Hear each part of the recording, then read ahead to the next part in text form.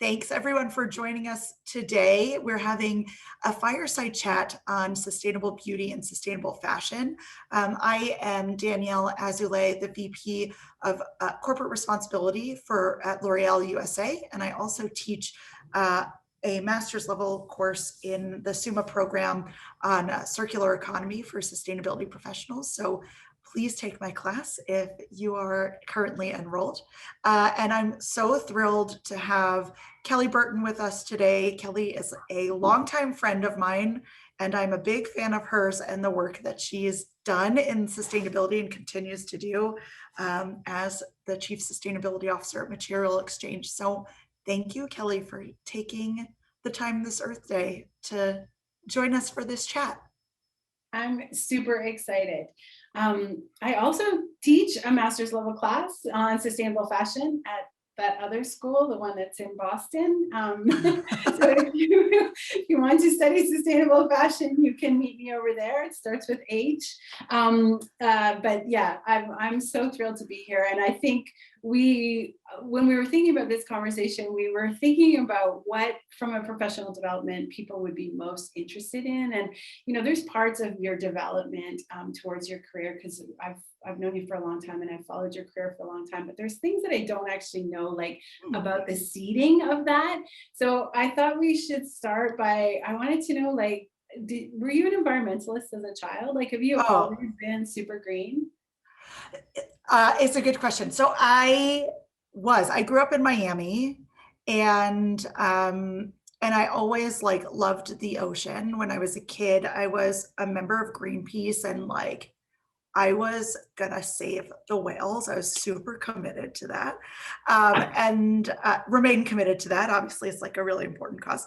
And when I was 12 years old, Hurricane Andrew, this was like my first time I felt like, oh, we're part of the environment, not the other way around. Hurricane Andrew hit Miami and blew the roof off our house while we were inside of it. And I have memories of running around our house with a mattress over our head, me and my brother just trying to find a little nook and cranny of the house that we could just wait out the storm with my parents and be safe, and understanding what it takes to rebuild a life after a major weather event like that.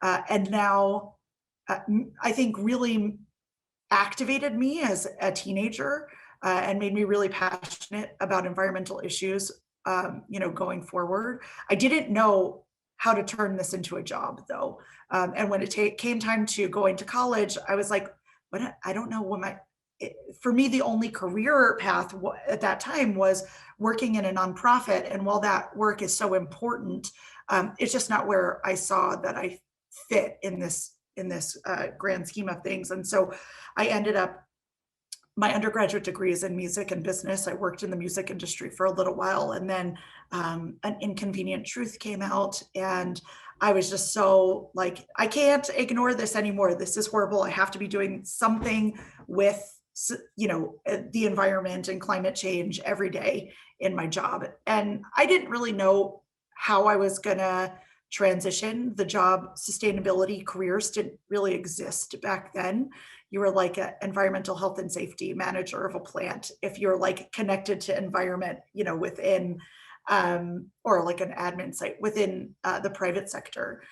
And I started an MBA, decided also that wasn't for me. Lots of aha moments in my life along the way. And then found a program actually at NYU that I could do while I worked, environmental conservation and education. And I really wanted to focus my career and my education around effective ways to educate C-suite level executives about material climate change risks to their business. And that's what I did. And I happened to, my day job at that time was at Calvin Klein Jeans and PVH. And I just happened to be working in fashion and was able to apply my knowledge to my company immediately with the support of the brand president. And then Calvin Klein got bought by PVH. I moved into sort of the headquarter enterprise level sustainability team And that's kind of how my career started. It was like, right place, right time, right opportunity. Um, when I was at PVH, they were just building out the environmental team, and nobody really wanted to take on like the responsible chemicals management. The Greenpeace detox campaign was kicking off at that time, and kind of everyone was afraid to touch chemistry. And I was like, I'll do it. And no chemistry background or knowledge, was like, whatevs, I'll figure it out. And it kind of enabled me to, realize that the technical piece of chemicals management within a supply chain and developing the strategy are actually two separate skill sets. And if you can develop the strategy with a technical expert, you can really sort of go a long way. And from there, it started the program at Marc Jacobs, and now leading it at L'Oreal. Or it's L'Oreal in the US. So yeah, how about you? Have you always been super into the environment? What were you like as a kid? I mean, same, but totally different, because I did not grow up on the ocean. I grew up in Canada. So your love of oceans was my love of trees and like just outdoors and camping as a kid. And so nature was just part of what I thought my world looked like. And it wasn't until I was in my early 20s that I kind of had that shattered a little bit. Somebody in my family was reading this book called Fit for Life. It's a diet book, so please don't think I'm condoning diet culture, but at the time it was really about the food system, and it was the first time that I was introduced to industrial agriculture, and it completely changed my life. I became a vegetarian as soon as I got to the chapter about the production of animals, and it just fundamentally kind of just opened my eyes to that how things are being made, and starting to question that. So, as the knowledge about sweatshops and workers in the supply chain started to, I just had a new, I don't know, it's like the rose colored glasses were shattered at that point, and I just started to have a new perspective. And so it didn't really affect my career that much. I think my aha moment came, and this backstory, when I moved to Tokyo. So I fell in love with a musician, and we lived in Canada, then we lived in Europe, and I worked in my field. I used to work in advertising and marketing. And then when we got to Tokyo, I couldn't work in my field anymore. So I started a blog. And I did a really great exercise at the time about my passions and my capabilities and my passions, and put them into 3 groups, and came up with fashion as a passion, zero knowledge about it, writing as a passion and a skill, and then online marketing, or online publications. And so I was like, okay, so how could I put all these together? And that was at the time when Julia was coming out. Remember that movie Oh about yeah. the girl who writes a blog about Julia Childs? I was like, okay, I'm going to write a blog about what's wrong with the fashion industry. And that just kind of started it. So it's been a journey. It's definitely been a journey from the outside in. It's been a journey to kind of be an advocate to consumers, and kind of turn to the left and turn to the right, and say to people, did you know, like, do you know, back to your point about the detox campaign with Greenpeace, did you know that the fashion industry is polluting waterways around the world? Like, did you know? And that I did that for quite a long time. That's how we met. But it wasn't enough, and it wasn't creating the kind of traction. So when I saw the opportunity to go to grad school, I took it. And once I was in grad school, and once I kind of started to go deep, I started to kind of understand that this is a business problem, and we need to get inside business in order to activate the kind of change we need in the world. Yeah, I love that. I think that so much of this over the past 10 years has been evolving in real time, like, and learning on the job. I think some of the most critical skill sets for people who work in sustainability is to sort of have that hunger and that curiosity of always learning and evolving as this discipline evolves. So that leads me to, what is your biggest challenge in your day to day? And what strategies do you use to combat them? I'm sure this will resonate with almost everybody in the audience and with you. My biggest challenge is time. I haven't Uh, found a way to make more time. So I love my job. I get to work both on the platform. So Material Exchange is a digital materials platform. So we're trying to revolutionize sourcing across the supply chain. And if you think about that tier two, that raw material or textile level, it's all fabric swatches on big cardboard headers being sent around the world. And then, designers choosing which fabrics or fabrications they want to go ahead with, and ordering samples and having those sent back, and samples back and forth. And so using the tools of the internet means we can digitize the materials, so you don't need so many physical samples and books of samples. And then, because so many fashion brands are kind of transitioning to 3D prototyping, we don't need so many physical samples of product. But you can't do 3D prototyping without really good scans. So we're kind of being the bridge for that. And I love that. And so my expertise is to try and make sourcing for sustainable materials easy. So I'm writing a search criteria for the industry so that they can come onto the platform and look for things that are recycled content, for example. And so if somebody is new to the industry and they only know GRS, which is the global recycled standard, and they're looking for materials with GRS because that's all they know, that's only a portion of what's available from recycled content materials. There's RCS, which is a portion of recycled. And then there's a whole bunch of branded fibers like polylana, for example, which is 100% recycled poly.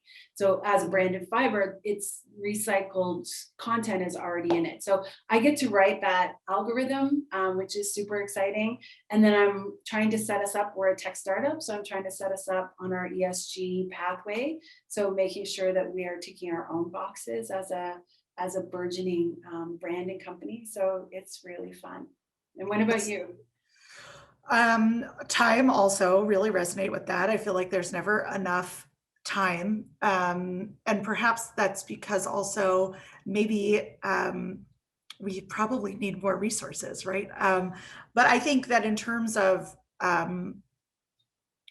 the actual industry issues, my biggest challenge is packaging. It's the bane of my existence, and it's terrible. So it's like, how do you sell shampoo that's still liquid formula, that's not in plastic? You can't sell it in glass. If you break it, if you drop it in the shower with wet hands, you break it. It's dangerous. Understanding sort of what the limitations are from a manufacturing perspective, from a infrastructure perspective on the back end of use, where the materials can be collected and recycled and reprocessed. Cosmetics packaging is challenging. It's not monomaterial. It's too small to put in curbside because it falls through the cracks at the MRF. It is the biggest challenge. It's one of the most urgent issues that I am working on, and I feel it. I feel the consumers want it. I want it. The people in my organization want it, and so we're all in this perfect storm of like aligned around the urgency around this issue, and trying to make progress there. But yeah, It is, I know. And so given because there are roadblocks, we are doing things that have never been done before. We are trying to push the limit of what science and society have created as our tools. So what's the payoff? Like how do you continue to do what you do, even though your vision maybe exceeds what's available? Oh, I think that this job requires a level of grit and determination and grind that regular jobs don't necessarily require. I don't think that sustainability people clock it in the way that like other jobs can, you can just show up, do your job, get paid and move on with your life. You know, the people that I know who do this work are doing it with a mission that's driving them. And, you know, we have that in common. So I think, you know, maintaining also optimism, even when you feel like things are not really going in the direction that you would like to see, is critical. You know, and just being able to grind it out is, it's tough, but it's what it takes, you know. So that's, I don't know, what do you think? I agree. I mean, when we were doing the tech thing, I said that, what do we feel about cursing on this? So I will just, I'll use half a curse, but I love our industry because it's not full of, it starts with A and it ends with Mhm. S. And it's those people that are really challenging to work for. Like, Yeah. there's so many people in our industry that are really just working hard. And if we don't have the solution, then we try to come up with it together. Like there's a ton of collaboration. I totally agree. There's tons of inspiration. Like there's just so many people in our sectors and in other sectors that are just really pushing the envelope, and that inspires me on the regular. And I like the fact that we are able to make impact. It is Mhm. not for people, like you said, who like to, clock in at 9 o'clock and clock out at 5. Like there'll be some times, and I know you do this too, where it's at the weekend and I'm doing something with my family, and all of a sudden I'll just have this epiphany of like, oh, what if and I just have this kind of new pathway to this roadblock, or I have like maybe a new partner that I haven't uncovered that I should reach out to because, I was reading an article and they're participating in something that's very similar to what I'm trying to do. So it is kind of a bit of all consuming job, but I think that that's maybe because we're tied to it by passion. Do you think? Yeah, my aha moments come in the shower usually.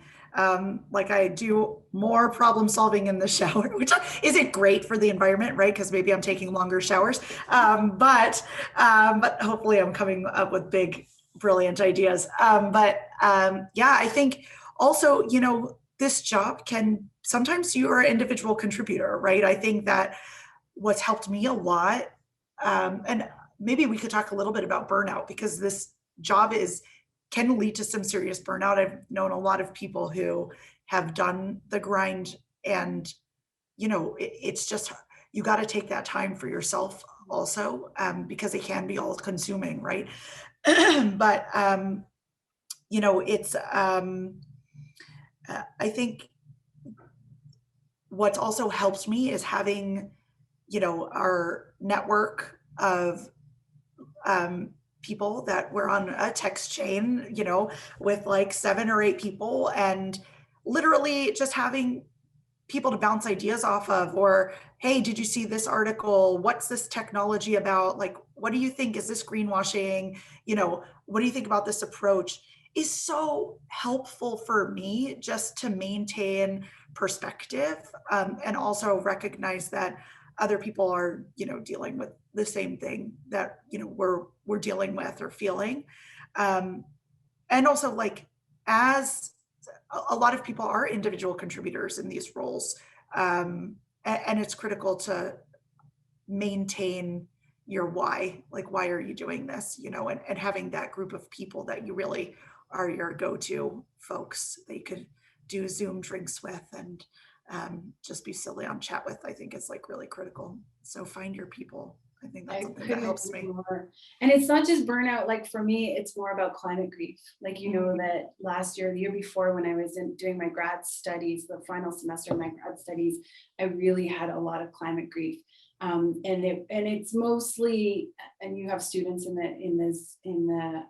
this event. So I think it's mostly about when you start to really study what it is that we're trying to do and what the impact of climate is, you can find out very quickly what the scientists predict is going to be the fallout if we do not move faster, and so that can be very sobering, and that can be really traumatic. And so for me, it was really traumatic.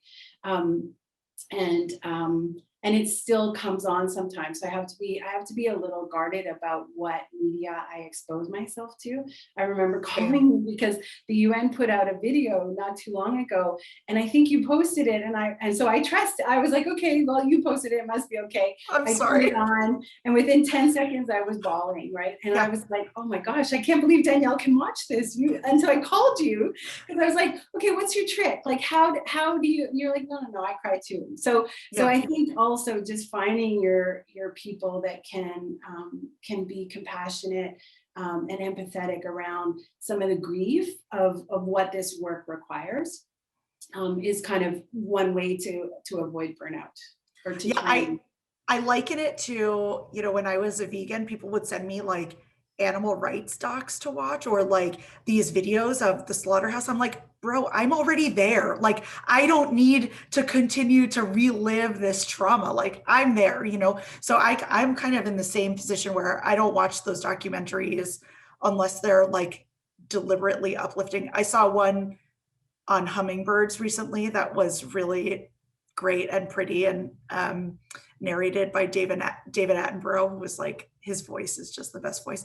So like I can watch stuff like that, but I just can't watch stuff about the crisis. It's like, I agree with that. There's another term that I like, eco-anxiety. I think also like the past year with COVID, as COVID was unfolding, literally all I could think is, oh, this is what it's going to look like. Like, Yeah. I'm like, this is going to be even worse, And so, so I think it was traumatic. I think it was super traumatic.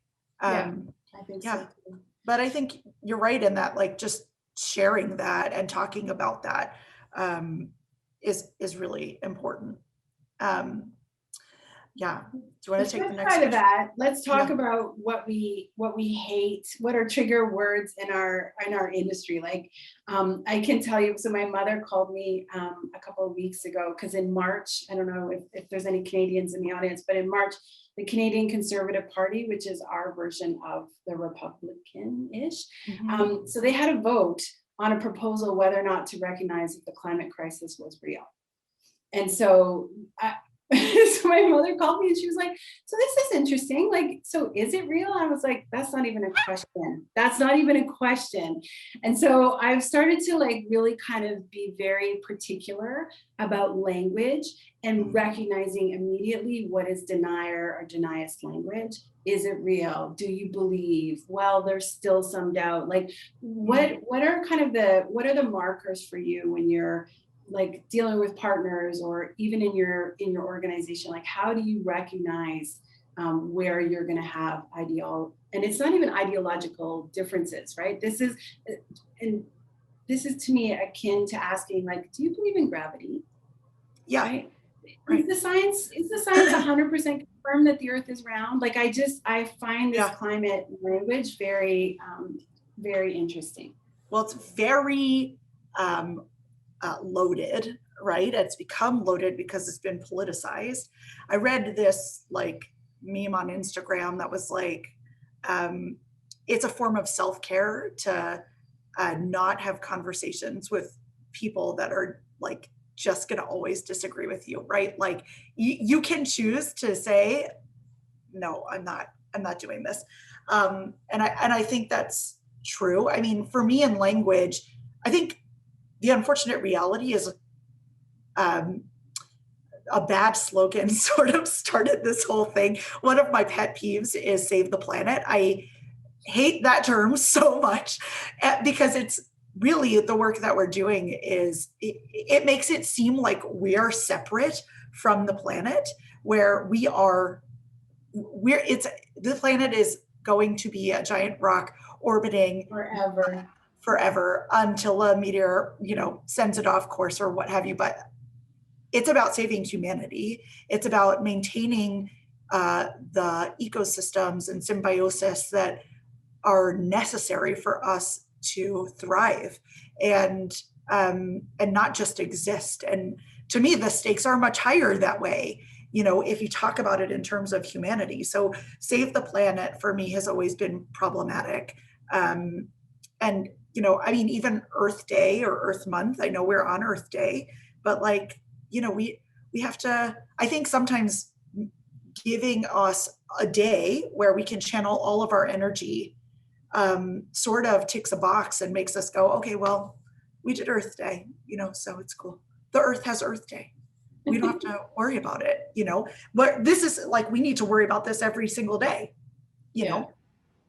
Well, it's like Valentine's Day. You don't just only tell the people you love them on that one day. Like you love them all the time. So, Right. and then so do you think that language works into like chat barriers to progress? Like, do you think if we were to look at some companies and we talk about them in our chat group that are not moving as fast as they should, and some are actually moving backwards, do you think that's around that? Like, do you think that denialism is part of what's taking us so long to activate change?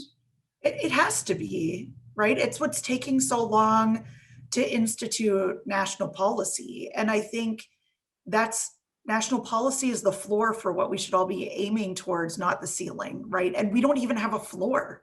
We're setting the floor. And I think that's problematic because we don't even have a point of alignment that's at its basis, oriented around where we need to get to in terms of environmental issues. So I think it is because it shapes politicians, it shapes public sentiment, it shapes policy. Yale School of Climate Change Communication monitors American public sentiment on an ongoing basis. And I think right now we're at like a 76% positive sentiment around acknowledging climate change or something like that, close to that, which is the highest it's ever been. So now what we're talking about is the American public is there. And if our politicians are not there, then we have the power. We saw that power activated, last fall. We have to continue to activate that power around this issue going forward. It's not okay to perpetuate this denialism. A lot of people don't realize there is a climate change caucus in the House of Representatives. And the requirement for joining the caucus is that every Republican has to join with a Democrat. So it's 50-50 split, Republicans and Democrats, around the climate change caucus. Those representatives may not be shouting from the rooftops that they're part of it, but there are Republicans who are part of it. And so this is, I think I saw Lindsey Graham the other day talk about how he believes in climate change now or something like that. I was like, oh, cool, thanks, bro. But it's like It's not a belief. Like it's exactly. Exactly. He acknowledges it. But I think it's, I think we're in a scary time or an unusual time, and we have to be very cautious where corporations are setting the values and morality framework of a society. I don't think that's where we want to go. I do this work through the private sector because when I started, it was really the only outlet to channel my activism in a way where I felt like we could shape the renewable energy mix and supply or demand, by demanding it as a corporation. But I think that we're in a place now where we need the policy. We cannot rely on corporations to continue to own and shape this dialogue for society. Yeah. I think that it's great that we're doing this work. It's, not the ideal for sure. We're doing this in a vacuum of leadership. Yeah, and I think once you realize that like you and I both give our time a lot, and so we volunteer I sit on 2 boards. I just got nominated. I'm a Fulbright mentor for a program out of Canada Ooh, to look at digital transformation post COVID-19, which I'm super excited about.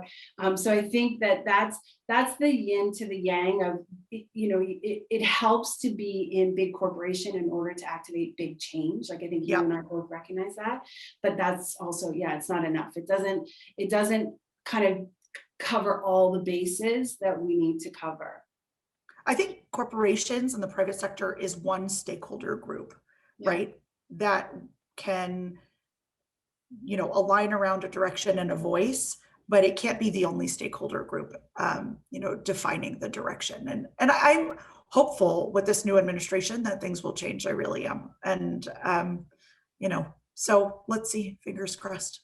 I love it. Okay, so we should probably talk about career advice and schooling.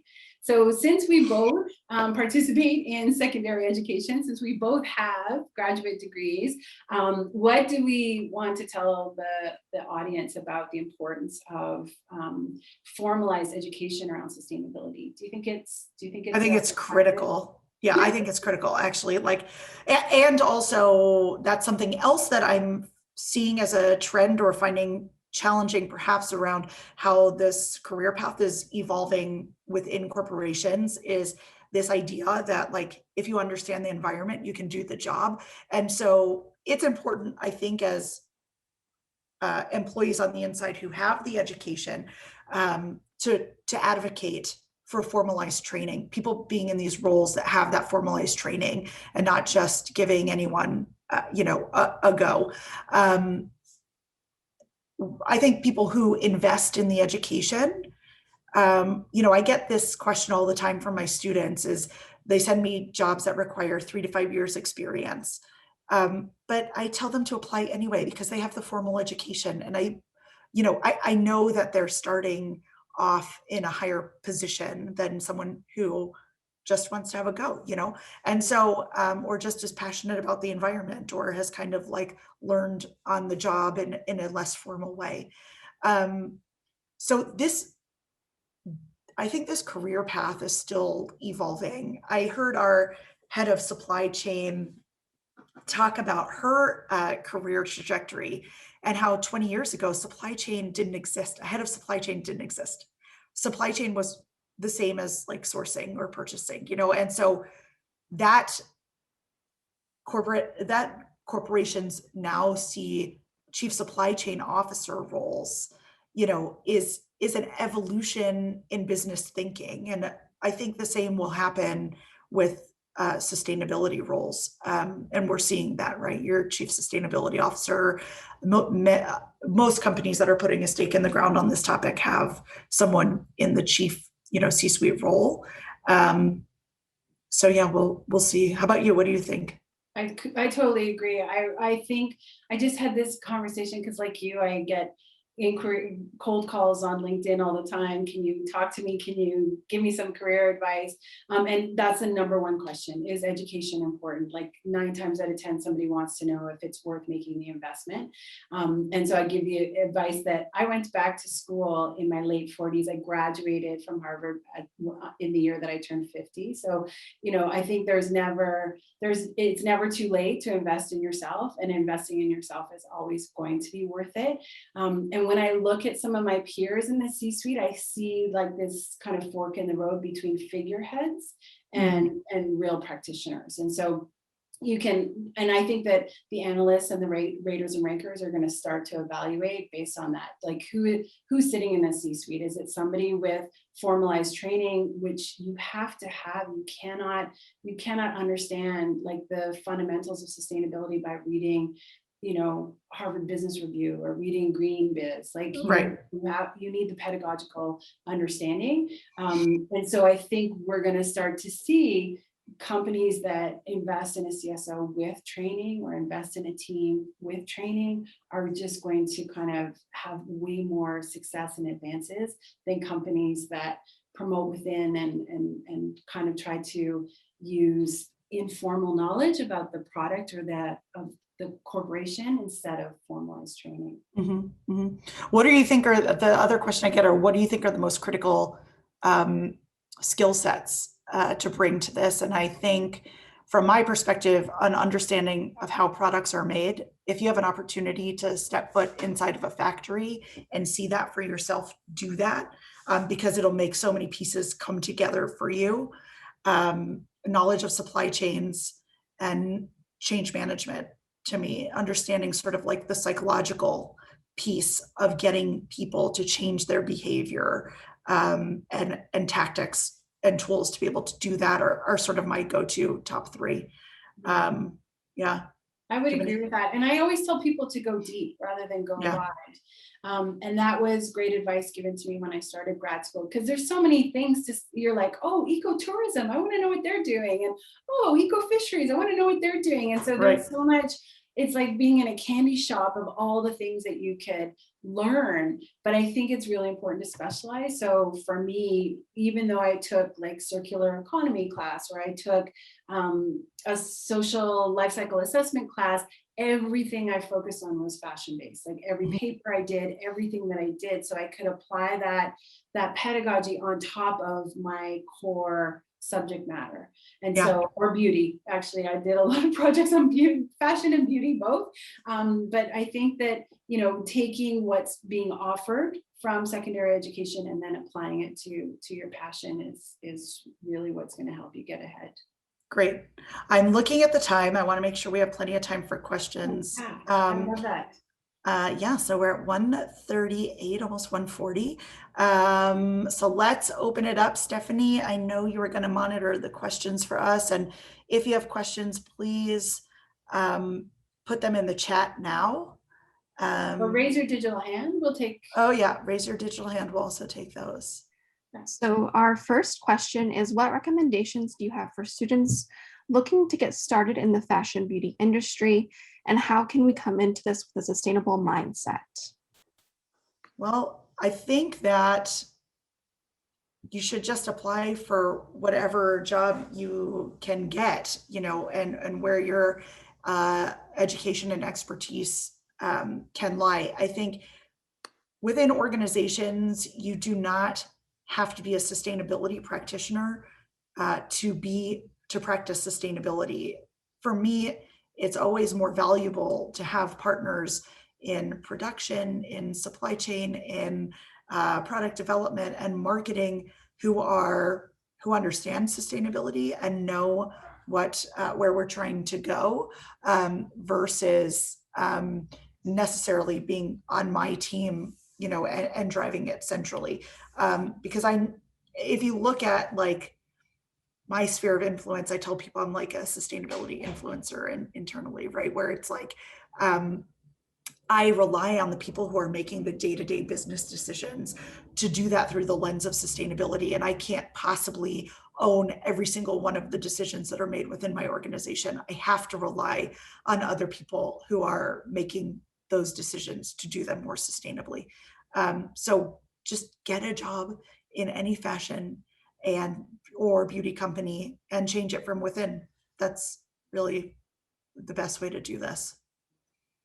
Yeah, I agree. And I think the green teams, if you have one, you should join it. If you don't have one, you should start one. It's a really good chance to find like-minded colleagues and kind of figure out take the temperature.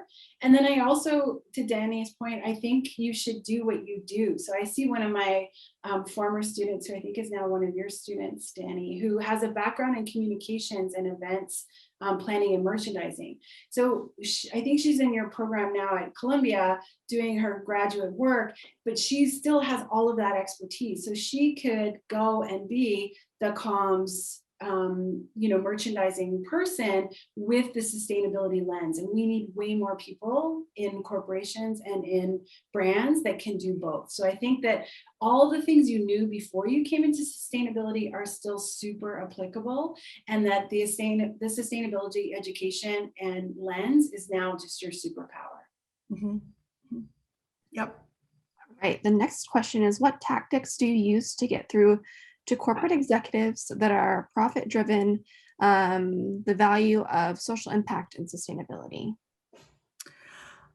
That's a good question. I think for me, you know, you just have to be persistent and figure out how do you tailor the message to find a way in, understanding who these people are in their regular lives, um, and making sure you're you're tying sustainability or not moving on sustainability to some type of business risk. Sorry, Stephanie, I don't know why it's just focusing on you, but not to make you uncomfortable, you're in the hot seat. But yeah, I think that you just have to sort of, everyone is different. And I once heard an executive talk about having a sustainability conversation with one of her suppliers. This is at a different company, not L'Oreal. One of her packaging suppliers, and like couldn't get through. And then he called her, a couple months later and was like, come back, tell me how to be more sustainable. And she said, what changed? And it turns out his daughter found out he was like the CEO of a plastics packaging company. His daughter was challenging him and said, like, you're not doing anything good for the planet, so it doesn't only have to come from you. These people are engaging other people in their lives that also may have a different way in. But I think being non-judgmental and meeting people where they are and helping them understand is critical. Yeah, I would echo that. I also think that there's a lot of opportunities for easy wins. So prior to Material Exchange, I worked for a big fashion brand based in New York. We had several brands, 7 brands, and one of the team members really came to me and said, "Hey, we've been approached to convert our shoppers to recycled plastic, and it's cost neutral. Can you help me write the case?" Super easy case because it was cost neutral. But then she started to write what she was saving in terms of inputs. And then she was able to negotiate a better price because recycled was cheaper for plastics than virgin. And then as soon as we started to do that, we just pulled the string because she managed to save in the first year of the program over $300,000. And I used that money every time I made a pitch for something new. Right? We need to convert to BCI, which is sustainable cotton. Why don't we pay for our BCI membership with the 300,000 we saved converting to recycled shoppers? And then just continue to use that pool of money as kind of the leverage to have the conversation from the financial benefits perspective. Yeah, I think that's great. Another good place to find dollars in fashion is post-production raw material that just sits in warehouses usually. So if you can sell it and generate some revenue, you're off and running. All right, we have an audience question from Ariella. You can unmute yourself. Hi, both. Thanks so much for the talk. I guess mine is more like it's not a direct question, but maybe like an idea. I'll just preface this by saying, like, I think so much of the challenge is getting people to adopt change. And Danielle, you talked about this with like the change management idea. People will say like, oh, me not buying a plastic bottle isn't going to make the difference. But then from like a corporate responsibility perspective, it's like offering those people, like people would be like, I'll only make the change if the corporation offers me the sustainable option. And so I'm curious as to that dichotomy. Like people say, my individual choice won't make a difference, but then you're relying on people's individual choice once that sustainable option is granted. I don't know if it makes any sense. Yeah, I think that it's interesting. It is a dynamic that you have to account for where it's like if you want to phase out plastic water bottles, it's not just about making people understand that they shouldn't be drinking it. It's about not allowing the business to purchase it, right? So working with your procurement team to get plastic water bottles taken off of, the Staples orders or whatever.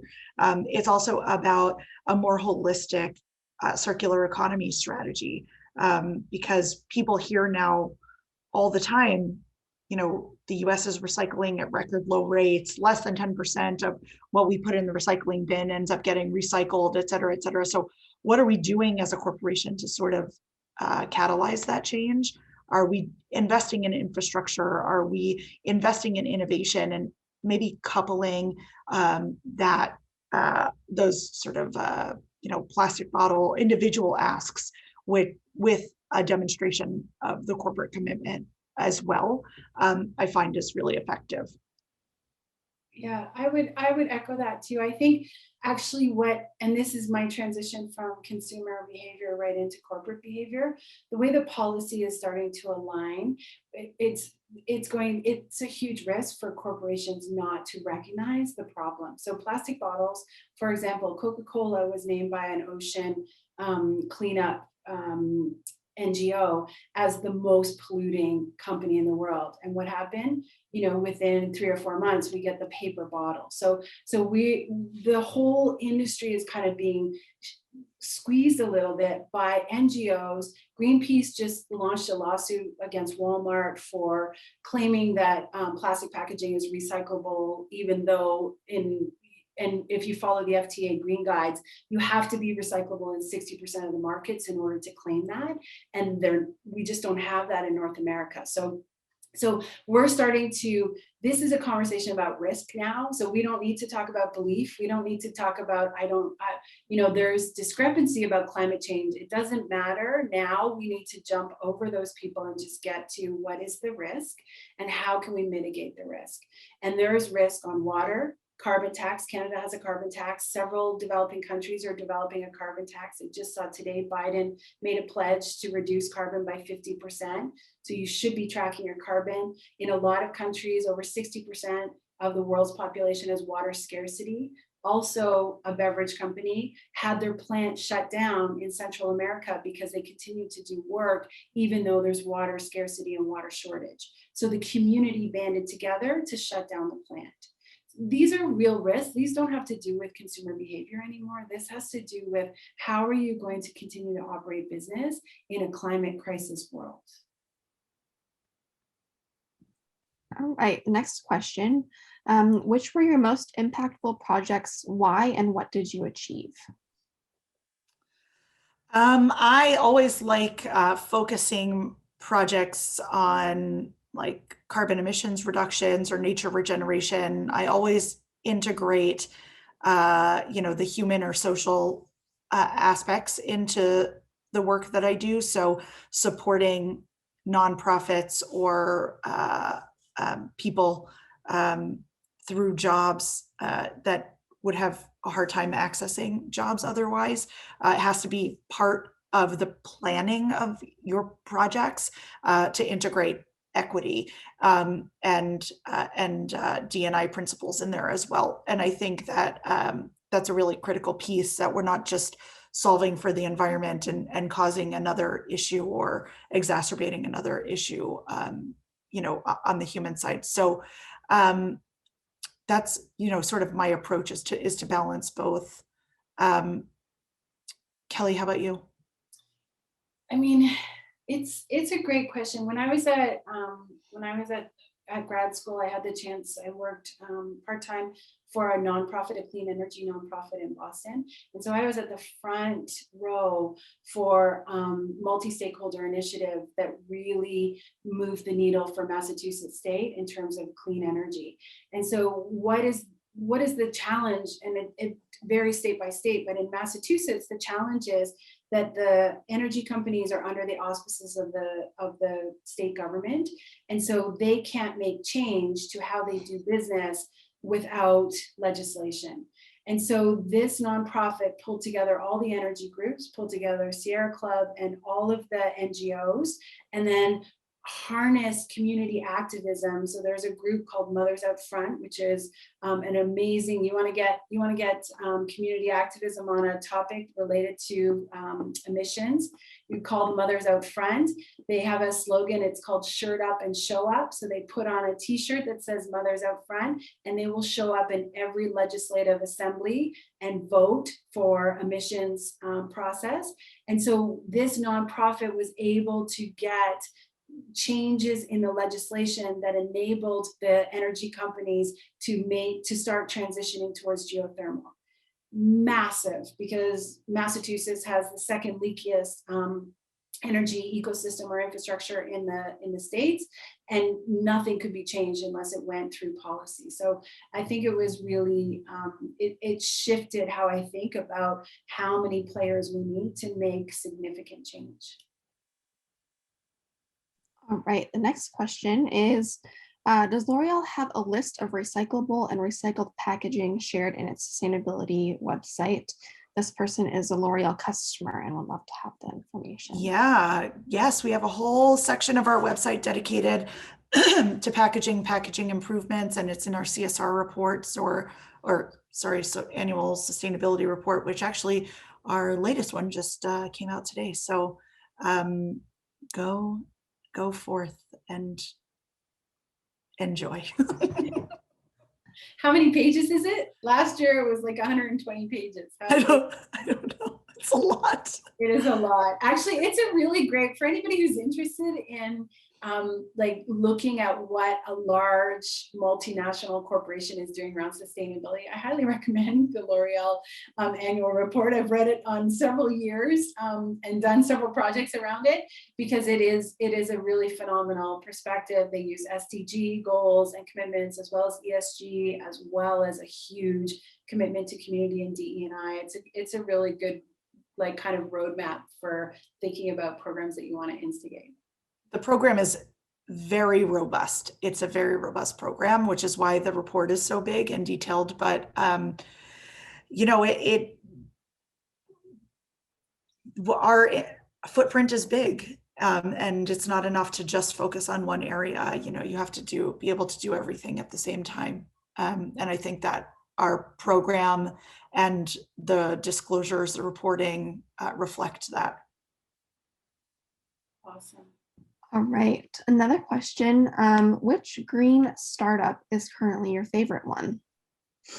Oh God, that's a good question. I mean, it depends. I have a couple of favorites. I have one that I like that's about employee engagement. Kelly, maybe the one in England, that sticker book one that's all about nudges, that comes to mind. I really like, honestly, there's so many startups in this space that I feel like I'm constantly learning about new cool innovations. I just saw on NewsHour, PBS NewsHour the other day, a whole segment on startups on renewable jet fuel, or, you know, and so I'm just like, every time I learn about people doing these amazing, cool things, I feel inspired. There's a woman in Salt Lake City, Utah. She started a company called Renewlogy that takes plastic that's not part of recycling streams and basically through pyrolysis converts them into fuel. I think that's really interesting. There's a lot of cool innovations happening on the fashion side in terms of materials. Kelly, you want to talk about some of those? Yeah, I mean, our local hero, female funded, is Fab Scrap. So I love this startup that's trying to end textile waste on the post-industrial side, so on the B2B side. I think it's amazing. I sit on the board of Made Safe, which is also a green startup. They work with a whole slew of independent scientists and chemists. They work with Pete Myers, who is the kind of the originator of the idea about endocrine disruptors. And so they are verifying that that everything is made safe just before it goes to the shelf. Because sometimes we look at RSLs or we look at restricted chemical lists and we see, okay, there's nothing terrible in the list, but we're not counting interactivity between substances. And so Made Safe looks at the final product to make sure that there is no harmful chemicals or off-gassing or any of that. When it comes to fashion, wow, I mean, circularity has just kind of exploded what is possible. So there's Stacy Flynn from Evernew, who's been really trying to crack the egg on cotton recycling. RenewCell is a startup out of Sweden that is taking denim from all of the secondary markets around the world and making circulose, which is kind of a rayon viscose alternative. Yeah, there's lots of really great startups, and a lot of women led. So if you're a woman and going to get into this, I highly support you. All right, we have one last question. I think this is a good one to end on. What are your go-to resources for staying informed about the latest sustainability topics? That's a good question. Kelly, do you have any like favorite go-to newsletters or something like that? Yeah, I do. So I read Go Blue, which is, so Go Blue, the Blue Hive is a chemical management program out of China, but they do this amazing email about all the problems in fashion in the supply chain twice a week. And it really kind of keeps me on like who's released reports, any sort of problems in the supply chain, because that affects kind of our business.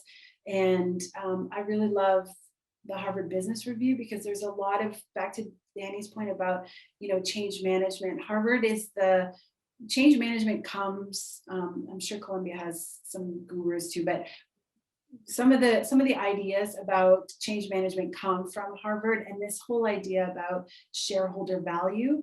And Michael Porter also comes out of the Harvard Business School, and Rebecca Henderson, and this idea about rethinking capitalism. Like these kind of ideas are coming out of the Harvard pool. So I find that the Harvard Business Review kind of keeps me up to date on how that thinking is translating into business. And then I love Reconsidered. I think it's a really good sort of news roundup of sustainability and CSR news.